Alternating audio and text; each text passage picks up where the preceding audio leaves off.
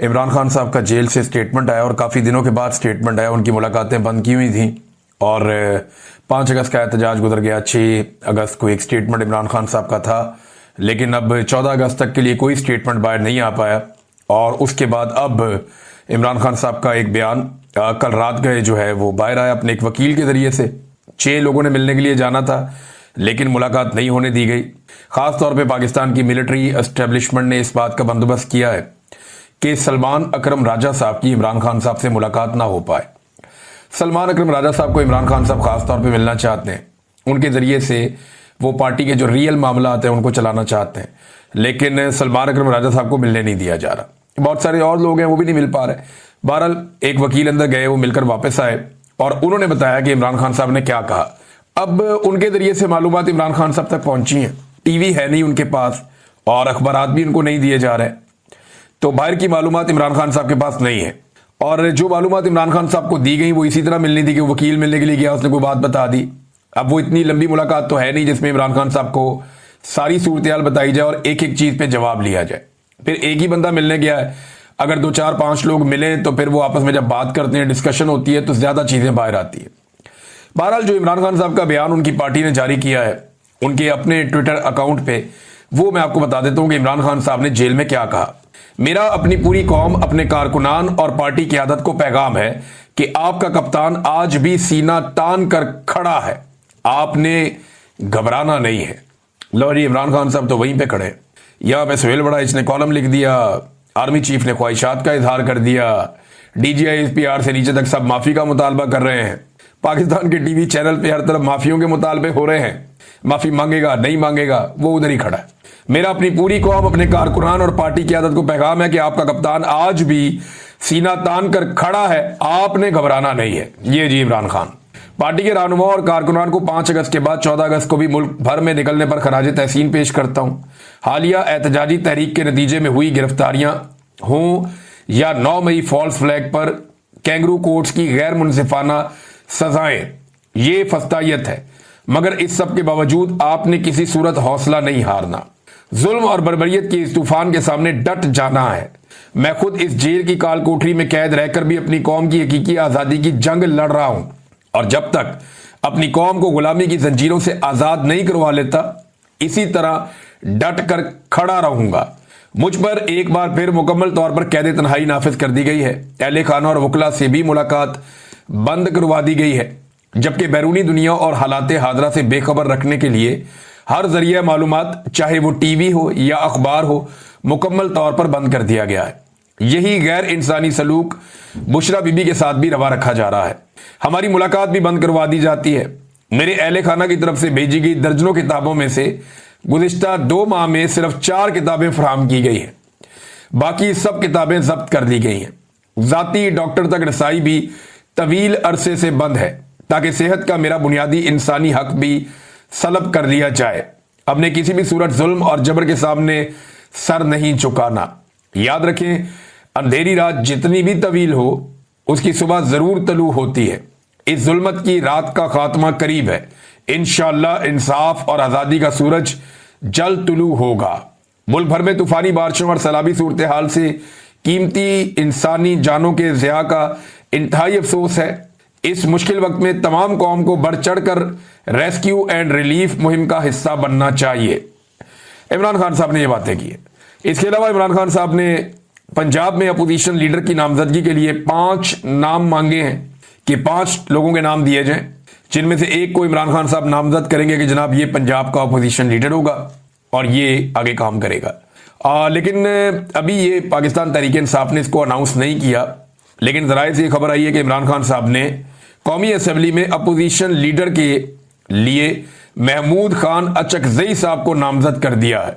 और बहुत सारे लोग जो है पाकिस्तान तहरीक इंसाफ में वो बेचारे पर तोड़ रहे थे कि उमर अयूब साहब के बाद वो बन जाएंगे, किसी को लगता था वो बन जाएगा, तो बहुत सारे लोगों ने पर तोले हुए थे कि वो अपोजिशन लीडर बनेगा। जब उमर अयूब साहब बन रहे थे तब भी बहुत सारे लोगों ने पर तोले थे, बड़े लोग जोर लगा रहे थे। शेर अफजल मरवत साहब की भी एक ख्वाहिश थी, मैंने उसका तस्करा भी किया था कि वो बनना चाहते हैं अपोजिशन लीडर, और भी बहुत सारे लोग बनना चाहते थे। लिहाजा अभी भी बहुत सारे लोग बनना चाह रहे थे, लेकिन इमरान खान साहब ने महमूद खान अचकजई का नाम दिया है। महमूद खान अचकजई साहब वो आदमी हैं जिन्होंने बड़ी जबरदस्त तरीके से इस ड्यूरेशन में, टाइम ड्यूरेशन में, जो 8 फरवरी का इलेक्शन हुआ 2024 में, उसके बाद से अब तक उन्होंने एक अच्छे ओपोजिशन लीडर का किरदार अदा किया है। साथ ही साथ महमूद खान अचकजई साहब ने पाकिस्तान तहरीक इंसाफ को कहा था कि अगर आप सारे मुझे हलफ दे देना कि आप में से कोई भी एस्टेब्लिशमेंट से राब्ता नहीं करेगा या उनकी बात नहीं मानेगा, तो मैं गारंटी करता हूं कि ये लोग घुटने पे आएंगे। ये माजी में इस तरह के दावे करते रहे हैं। बहरहाल महमूद खान अचकजई साहब को नामजद किया गया, लेकिन पार्टी ने भी इसको जारी नहीं किया। मेरे ख्याल में पार्टी ये चाहेगी कि इमरान खान साहब से मुलाकात की जाए और कोशिश की जाए कि पार्टी के अंदर से कोई नाम लिया जाए। दूसरा, पार्टी ये भी चाहती है कि ज़िमनी इंतखाबात में पार्टी हिस्सा ले, जबकि इमरान खान साहब का मौक़िफ़ ये है कि जिन लोगों ने वफादारी निभाई है वही इन सीटों के मालिक हैं। ज़बरदस्ती उनसे ये सीटें छीनी गई हैं, उनकी जगह पे किसी और को टिकट देना ये एक ज़्यादती है और ये सरेंडर करने के मुतरादिफ है। हम इन फैसलों को मानते ही नहीं है और जब अपने उम्मीदवार हम खड़े करेंगे तो ये इन फैसलों को मानने के मुतरादिफ होगा। अब एक सोच ये है। दूसरी ये है कि कभी भी मैदान खाली नहीं छोड़ना चाहिए और पीटीआई के पास कोई बंदों की कमी नहीं है। अगर एक बंदा हटाएंगे तो दूसरा आएगा, दूसरे के बाद तीसरा आएगा। तो एस्टेब्लिशमेंट को यह पता चलना चाहिए कि हर जगह पाकिस्तान तहरीक इंसाफ मुज़ामत कर रही है या मुकाबला कर रही है। तो दूसरी सोच ये है। दोनों चीजें मैंने आपके सामने रख दी। अभी इमरान खान साहब का ये हतमी फैसला होगा, उस हवाले से इमरान खान साहब ने कोई मौक़िफ़ बताया है जो पार्टी को बताया गया। अब पार्टी जो फैसला करेगी वो फिर आपके सामने अगले चंद दिन में आ जाएगा। नाज़रीन, हटियाला जेल में इमरान खान साहब की बहनों को भी नहीं जाने दिया गया, क्योंकि जो भी सख्त पैगाम होता है वो इमरान खान साहब अपनी बहनों के जरिए से बाहर भेजते हैं और जब कोई सख्त पैगाम बाहर आता है तो उसके सख्त किस्म के असरात भी होते हैं। लिहाजा उनकी बहनों को इमरान खान साहब से मुलाकात करने नहीं दी गई। हटियाला जेल के बाहर पुलिस ने बहुत बदतमीजी की है, बड़ी गालम गलोच हुई, कारकुनों को लाठीचार्ज किया गया, उन्हें उठाकर वैनों में डाला गया और फिर उन्हें बाकायदा गिरफ्तार करके वहां से ले गए। मुझे लगता है कि ये जो बदतमीजी की गई है जेल के बाहर, ये बदला लिया जा रहा है उस दुर्गत का या उस इज्जत अफजाई का जो जापान में टिकटॉकर्स की हुई है पाकिस्तानियों के हाथों। क्योंकि पाकिस्तानियों ने जापान में टिकटॉकर्स की बड़ी टका के इज्जत अफजाई की है और यानी ये इनको इस सूरत का सामना क्यों करना पड़ रहा है? जाली हुकूमत है ना, इनके पास मैंडेट नहीं है तो लोग रिएक्ट करते हैं। अगर कोई हुकूमत मैंडेट के साथ हो और वो जाए और उनके ऊपर लोग ऐसे करें तो हमेशा उसकी मजम्मत करनी चाहिए। लेकिन ये लोग, इनके पास मैंडेट ही नहीं है और जब मैंडेट नहीं है तो लोग रिएक्ट करते हैं कि जब इनको तो हमने वोट ही नहीं दिया, ये कहां से हमारे पैसों से फिर रहे हैं, हमारे पैसे लेकर कहां पे घूम रहे हैं। तो वो उनको ऐसे देखते हैं जैसे कोई चोर जा रहा है, फिर वो इनके साथ ज्यादती करते हैं। बहरहाल, और दूसरा जो माफी वाली एक ख्वाहिश का इजहार किया गया या करवाया गया सुहेल वड़ाइच साहब के जरिए से। नाज़रीन, अभी एक दिन पहले आपने सुना और मैंने आपको बताया भी कि आर्मी चीफ ने कितनी अच्छी तकरीर की थी, कितनी ज़बरदस्त बातें की थी, सारी पॉलिटिकल पार्टी, कौमी यकजहती और सबका शुक्रिया अदा किया था। लेकिन मैंने आपसे कहा था कि यहाँ पे कॉल और फेल में तजाद होता है और वो तजाद एक मरतबा फिर नजर आया। लाहौर में पाकिस्तान तहरीक इंसाफ के कुछ कारकुनों ने एक रैली निकाली थी और महंगाई के खिलाफ थी। यानी महंगाई के खिलाफ निकलना, अगर अपोजिशन महंगाई के खिलाफ नहीं निकलेगी या एहतजाज नहीं करेगी तो फिर तो अपोजिशन को कोई काम ही नहीं है। अब पाकिस्तान तहरीक इंसाफ के लोग जैसे ही बाहर आते हैं तो इनके ऊपर दहशतगर्दी के मुकदमे दर्ज किए जाते हैं। इन्हें इस तरह से देखा जाता है जैसे इंडिया से कोई घुसपैठिए पाकिस्तान में आ गए हैं या बम लेकर कोई दहशतगर्द घूम रहे हैं। तहरीक इंसाफ का झंडा उठाना ऐसे ही है जैसे आपने खून लगी हुई तलवार उठा ली है पाकिस्तान में। और फिर पाकिस्तान की मिलिट्री एस्टेब्लिशमेंट किस तरीके से हरकत में आती है ये देखें आप। ये लाहौर में एक फिजा आलम नामी खातून है पाकिस्तान तहरीक इंसाफ की, इनके घर के मैं मनाजिर देख रहा था रात गए दिन को, इन्होंने महंगाई के खिलाफ एहतजाज किया। अब इतनी ज्यादा महंगाई है पाकिस्तान में कि हमारे जो दोस्त फौज के अंदर है वो भी फोन करके कहते हैं कि यार बहुत महंगाई हो गई है, तबाही फिर गई है। वो बेचारे भी बर्दाश्त नहीं कर पा रहे, हालांकि उनको बहुत सारी मुराद, बहुत सारी चीजें उन्हें मिलती हैं। अच्छे खासे सफेद पोश लोग, अमीर लोग, वो बेचारे अब बताते हैं कि हम महंगाई के हाथों तंग आ चुके हैं, लोगों की हालत पतली हो गई है। जो लोग एक हाथ से दिया करते थे वो अब लेने पर मजबूर है। तो फिजा आलम के घर के अंदर छापा मारा और मर्द पुलिस एहलकारों ने चादर और चारदीवारी का तकद्दुस पामाल किया, जैसा कि ये हमेशा करते हैं, क्योंकि मिलिट्री एस्टेब्लिशमेंट इनकी बैक पर खड़ी है। जनरल आसिम मुनीर जो है वो सपोर्ट करते हैं ऐसी चीज को। तो इनके घर पे छापा मारा गया, चादर और चारदीवारी का तकद्दुस पामाल किया गया और मर्द एहलकार एक खातून कारकुन को उठाकर ले गए। सनम जावेद को अस्पताल में लाया गया, उनकी हालत बहुत ज्यादा खराब हो गई जेल में। मैं चंद दिन पहले भी आपको रिपोर्ट कर चुका हूं, उनकी फैमिली बार बार बता रही है कि सनम जावेद से बदला लिया जा रहा है। और जिस वक्त सनम जावेद को गिरफ्तार किया गया था उस वक्त यह दावा भी किया गया था कि यह बड़े साहब के हुक्म पर हुआ है, क्योंकि खैबर पख्तूनख्वा से सनम जावेद को गिरफ्तार किया गया था। और बड़े साहब आप जानते हैं, ये वही बड़े साहब हैं जिनके बारे में अफसार आलम ने कहा कि मोहसिन नकवी इस्लामाबाद हाई कोर्ट के जजेस के पास जाता है और जाकर बताता है कि बड़े साहब का हुक्म है तो फैसला आपने हमारे मुताबिक देना है। तो इसी तरह बड़े साहब आसिम मुनीर भी बोलते हैं। तो सनम जावेद के ऊपर जो है वो पाकिस्तान की मिलिट्री एस्टेब्लिशमेंट को बहुत गुस्सा था, क्योंकि वो आसिम मुनीर साहब पे तनकीद करती थी। अब पता नहीं उसे क्या खिलाया जा रहा है, क्या किया जा रहा है, उसकी आंख में भी प्रॉब्लम है, उसके मैदे में भी प्रॉब्लम है, और वो अच्छी खासी थी, ठीक ठाक बीमार होती चली जा रही है। और ये और भी बहुत सारे कैदियों के साथ हो रहा है। इस वक्त जो है ना वो निजाम जालिमाना हथकंडों पे उतर है, और इसका सबसे बड़ा विक्टिम इमरान खान है। इमरान खान की बहन उज़मा खानम ने जो केस किया था इस्लामाबाद हाई कोर्ट में, अब वो अपील में चली गई हैं सुप्रीम कोर्ट ऑफ पाकिस्तान में। और जो सूरत है वो मैं आपके सामने रख देता हूँ। इमरान खान को इलाज के लिए अस्पताल मुंतकिल करने के लिए उज़मा खानम सुप्रीम कोर्ट में दरखास्त दायर कर चुकी हैं, और उन्होंने नवाज शरीफ की जो जेल में बीमारी है उसकी मरियम नवाज और ज़ाती मुआलिज को मियां नवाज शरीफ से जेल में मुलाकात की इजाज़त और मेडिकल चेकअप की दरखास्त, और उस पर लाहौर हाई कोर्ट का जारी किया गया मुलाकातें कराने का ऑर्डर, मियां नवाज शरीफ को अदालती इजाज़त से लाहौर से लंदन रवानगी की खबर के अखबारी तराशे, इमरान खान से मुलाकातों पर पाबंदी और वफाकी वज़रा की इस पाबंदी को जवाब पेश करने के लिए प्रेस कॉन्फ्रेंस समेत उन्होंने बहुत सारी तफसीलात पर मबनी दस्तावेजात इकट्ठी करके सुप्रीम कोर्ट ऑफ पाकिस्तान को माजी याद कराने की भरपूर कोशिश करते हुए इमरान खान को इलाज के लिए शफा अस्पताल मुंतकिल करने, जाती मुआलिजीन की रसाई और फैमिली से मुलाकात करने की इजाजत देने की इस्तदा की है। देखिए, अदालत को गैरत दिलाने की कोशिश की। उन्होंने बताया कि नवाज शरीफ नाम का आदमी जेल में था, उसको कितनी सहूलियात थी, कैसे उनके डॉक्टर जाते थे, फैमिली जाती थी, कैसे उन्हें अस्पताल के अंदर पूरा महल बनाकर दिया गया था। मुझे याद है मियां नवाज शरीफ को जब अस्पताल शिफ्ट किया गया तो आसपास के सारे कमरों में उनके खानदान के लोग थे, उनके करीबी लोग थे, और पूरा खानदान वहां पे मौजूद रहता था, पूरा मेला लगा हुआ था। मियां साहब के लिए स्पेशल टाइलें बाथरूम की तब्दील की गई थी, ये मियां साहब पसंद नहीं फरमा रहे थे। तो बहुत सारे और भी इंतजाम किए गए थे, माजी में बता चुका हूं, मेरे ख्याल में बार बार इसमें जाने का फायदा नहीं। लेकिन नवाज शरीफ को जिस लेवल की सहूलतकारी इस निजाम ने की थी, इमरान खान को बुनियादी हुकूक भी उनके नहीं दिए जा रहे। इस पर उज़मा खानम ने सुप्रीम कोर्ट ऑफ पाकिस्तान के सामने सारी तफसीलात रख दी। अब क्या ये सुप्रीम कोर्ट ऑफ पाकिस्तान इंसाफ दे पाएगी? देख लेते, ये घोड़ा और ये घोड़े का मैदान। मुराद सईद बड़े लंबे अरसे के बाद मंजरे आम पर आए। मुराद सईद ने इंटरव्यू दिया शहजाद अकबर साहब को। इंटरव्यू वैसे सुनने वाला है, आप सबसे मेरी गुजारिश है कि आप शहजाद अकबर साहब के चैनल पे जाकर मुराद सईद का इंटरव्यू जरूर सुने। उसमें आपको बहुत सारी वो चीजें पता चलेंगी जो आपको शायद पहले आइडिया नहीं था। मुराद सईद ने अभी भी, क्योंकि मेरी मुराद सईद से बात हुई थी, और मुराद सईद के पास जो हकायक हैं और बहुत सारी ऐसी चीजें हैं जो मुराद सईद ने अभी भी अपने दिल में रखी हुई हैं, और उसने उन चीजों से पर्दा नहीं उठाया।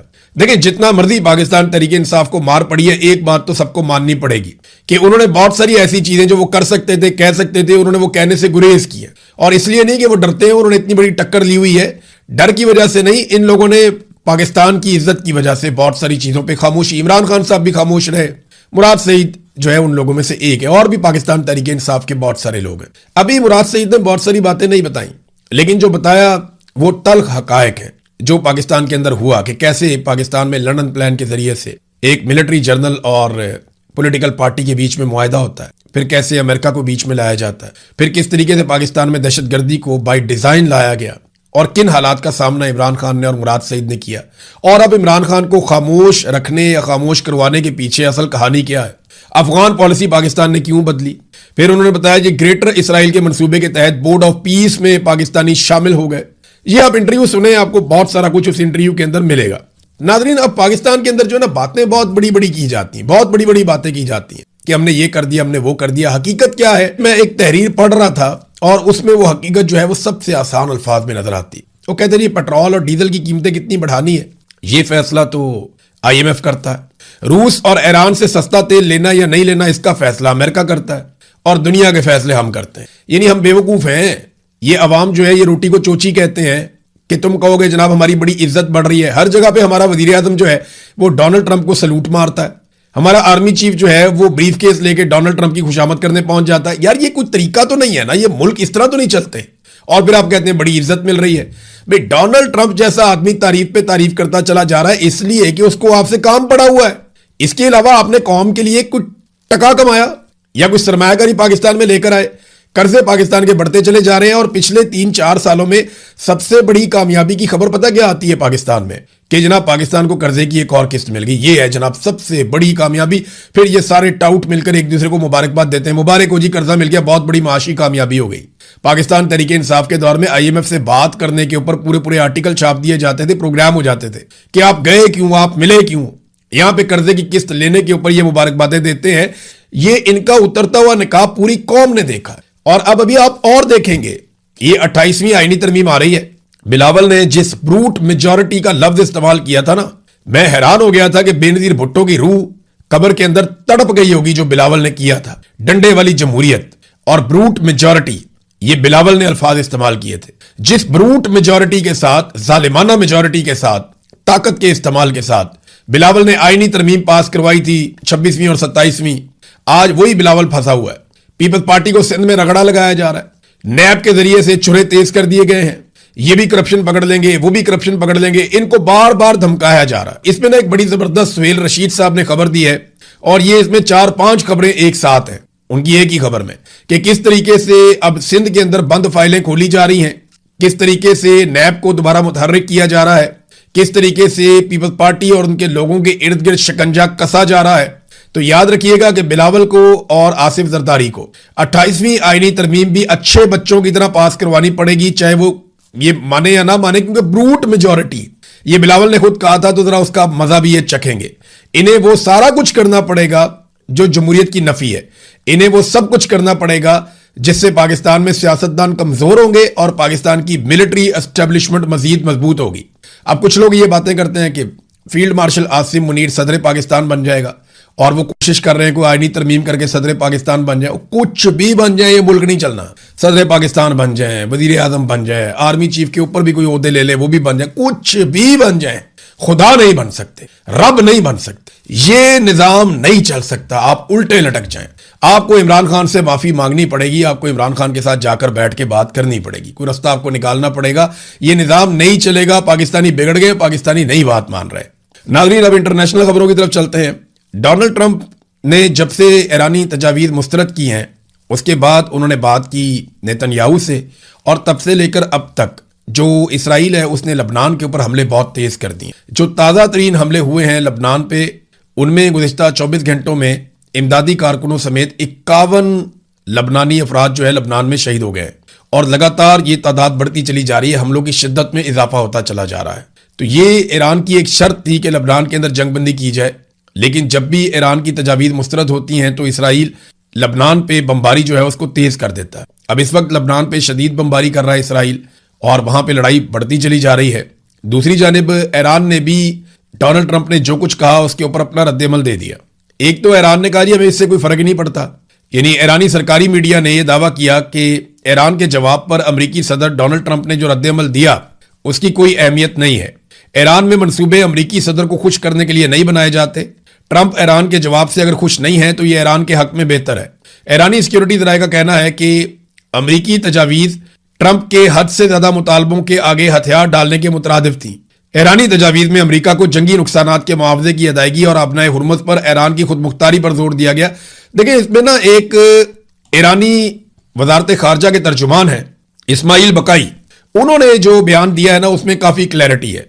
उन्होंने कहा कि ईरान के मुतालबात बड़े माकूल और जिम्मेदाराना मुतालबात हैं, जबकि उन्होंने अमरीका पर यकतरफा और गैर मकबूल मौक़िफ़ थोपने का इल्जाम आयद किया। वो ये कहते हैं कि ईरान का मुतालबा ईरानी जहाजों के खिलाफ बहरी कज़ाकी का खात्मा, यानी वो जो नाकाबंदी अमेरिका ने की है वो खत्म की जाए, जिसे वो समुद्री नाकाबंदी कहते हैं।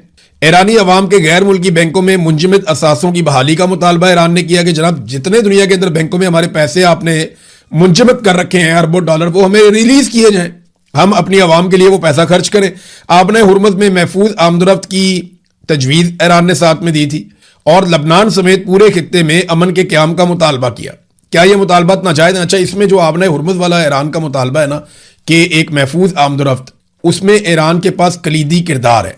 यानी ईरान ये कहता है कि आपने हुर्मत में महफूज आमदरफ्त तभी होगी जब ईरान खुद इस अमल की निगरानी करेगा और उसके साथ कोऑर्डिनेशन में होगा और ईरान को उसका बिल अदा किया जाएगा।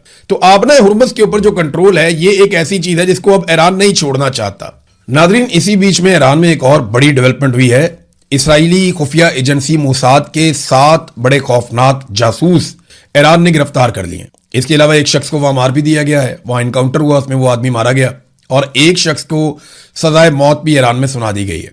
ईरान में इसराइली जासूसी का नेटवर्क बड़ा शानदार बनाया था मोसाद ने, क्योंकि उनके पास बहुत ज्यादा पैसा है, बहुत सारे वसाइल हैं। फिर वो दुनिया के अंदर फैसिलिटेट भी करते हैं ऐसे लोगों को, इनकी फैमिलीज को, और वो ऐसे कमजोर लोगों को ढूंढते रहते हैं मुख्तलिफ महकमों में, मुख्तलिफ जगह पे, जो काम कर सके इंटेलिजेंस के लिए। यानी खुफिया मालूमात मोसाद को ना सिर्फ फराहम करते हैं, बल्कि वो बहुत सारे दीगर काम भी करते हैं। ईरान की वजारत इंटेलिजेंस ने ऐलान किया कि उसने 6 सूबों में कार्रवाइयों के दौरान 2 ऐसे सेल खत्म किए हैं जो इसराइली खुफिया इदारे मोसाद के लिए काम कर रहे थे। कार्रवाइयों के दौरान 7 अफराद गिरफ्तार किए गए, जबकि मुसल्लह झड़प में एक शख्स हलाक हो गया।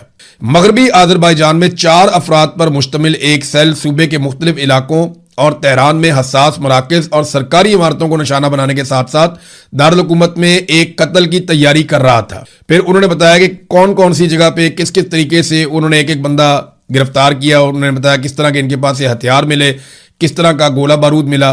फिर इनके पास से बहुत छोटे साइज के ड्रोन्स भी मिले जिन्हें ये जासूसी के लिए इस्तेमाल करते थे।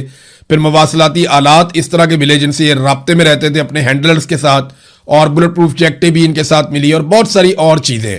तो एक जासूसी का पूरा नेटवर्क है जो काम कर रहा है ईरान में, और अब ईरानी इंटेलिजेंस जो है वो एक एक करके इन जासूसों को पकड़ रही है। ये जासूस बहुत बड़ा असासा थे मोसाद के, क्योंकि इसराइली इंटेलिजेंस इतनी तगड़ी थी ईरान में, जिसकी बुनियाद के ऊपर उन्होंने ना सिर्फ ईरानी साइंसदानों को कत्ल किया, उनकी लीडरशिप को कत्ल किया, छोटी छोटी मालूमात उन तक पहुंच जाती थी। नाजरीन, एक डेवलपमेंट और है जो बहुत अजीब डेवलपमेंट है और अमेरिका के लिए बहुत परेशान कुन है। गुज़िश्ता चंद दिनों से हम ये खबरें पढ़ रहे हैं और ये लगातार रिपोर्ट हो रहा है कि अमरीकी एयरफोर्स के तैयारे खलीजी ममालिक के ऊपर जब प्रवास करते हैं, खासतौर पे वो आबना हुर्मुज के नजदीक जब जाते हैं या समुद्री पानियों के नजदीक, जो ईरान के जब वो नजदीक जाते हैं तो अक्सर तैयारे 7700 का हंगामी पैगाम भिजवाते हैं। ये 7700 क्या है?